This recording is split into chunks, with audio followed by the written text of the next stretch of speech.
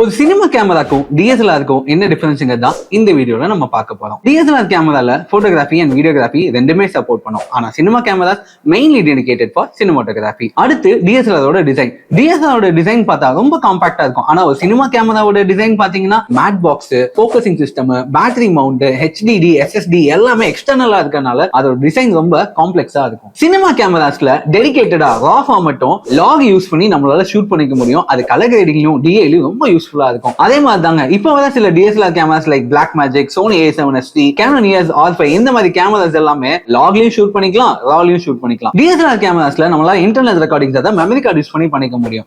ஆனா சினிமா கேமராஸ்ல அதுக்குன்னு டெடிகேட்டடா external hard disco இல்ல ஒரு SSD யூஸ் பண்ணி நம்மளால ரெக்கார்ட் பண்ணிக்க முடியும். ஒரு டிஎஸ்எல்ஆர் கேமரால ரெக்கார்டிங்க்கு லிமிடேஷன்ஸ் இருக்கு. ஆனா சினிமா கேமரால ரெக்கார்டிங்க்கு லிமிடேஷன்ஸ் கிடையாது. டிஎஸ்எல்ஆர் கேமராஸ்ல ஆட்டோ ஃபோக்கஸ், மேனுவல் ஃபோக்கஸ் ரெண்டுமே இருக்கு. ஆனா சினிமா கேமராஸ்ல மேனுவல் ஃபோக்கஸ் மட்டும்தான். அதுக்குன்னு ஃபோக்கசிங் சிஸ்டம் தனியா இருக்கு. அந்த ஃபோக்கசிங் சிஸ்டம்ஸ் ஹேண்டில் பண்றதுக்கு தான் ஃபோக்கஸ் புல்லர்ஸ் யூஸ் பண்ணுவாங்க. இந்த மாதிரி யூஸ்ஃபுல்லான இன்ஃபர்மேஷன் தெரிஞ்சுக்கிறதுக்கு சினி வினர்ஸை ஃபாலோ பண்ணுங்க.